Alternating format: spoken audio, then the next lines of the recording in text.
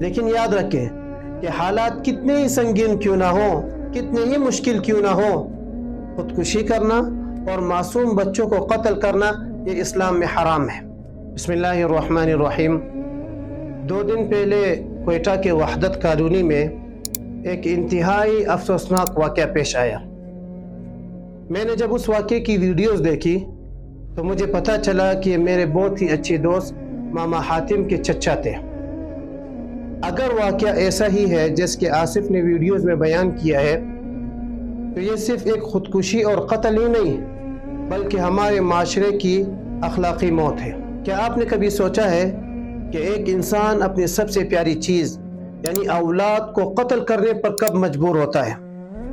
جب ملک میں ہر طرف اندھیرا ہو، انصاف ملنے کی کوئی امید ہی نہ ہو، جب کوئی سہارا نہ ملے اور ظالم مظلوم پر حد سے زیادہ ظلم کرے، حد سے زیادہ اسے ٹارچر کرے، تو اس وقت پھر انسان کو زندگی سے زیادہ موت اچھی لگنے لگتی ہے۔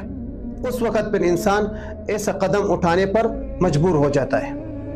آپ صلی اللہ علیہ وسلم نے فرمایا تھا کہ حقیقی مسلمان وہ ہے جس کے ہاتھ اور زبان سے دوسرے مسلمان محفوظ رہے۔ ذرا ہم اپنے گریبان میں جان کر دیکھیں، کیا ہمارے آس پاس کے لوگ ہماری زبان سے اور ہمارے رویوں سے محفوظ ہیں؟ اگر ہمارے آس پاس کے لوگ ہمارے رویوں سے محفوظ ہی نہیں اور ہماری وجہ سے وہ اپنے بچوں کو قتل کر رہے ہیں تو یاد رکھیں کہ ہم حقیقی مسلمان نہیں ہیں۔ لیکن یاد رکھیں کہ حالات کتنے ہی سنگین کیوں نہ ہو، کتنے ہی مشکل کیوں نہ ہو، خودکشی کرنا اور معصوم بچوں کو قتل کرنا یہ اسلام میں حرام ہے۔ یہ زندگی اللہ تعالیٰ کی امانت ہے اور اس کے بارے میں فیصلہ کرنے کا حق بھی صرف اللہ تعالیٰ کو ہی ہے۔ خدا را کسی کو اتنا بھی تنگ نہ کرے کہ وہ اس طرح کا قدم اٹھانے پر مجبور ہو جائے۔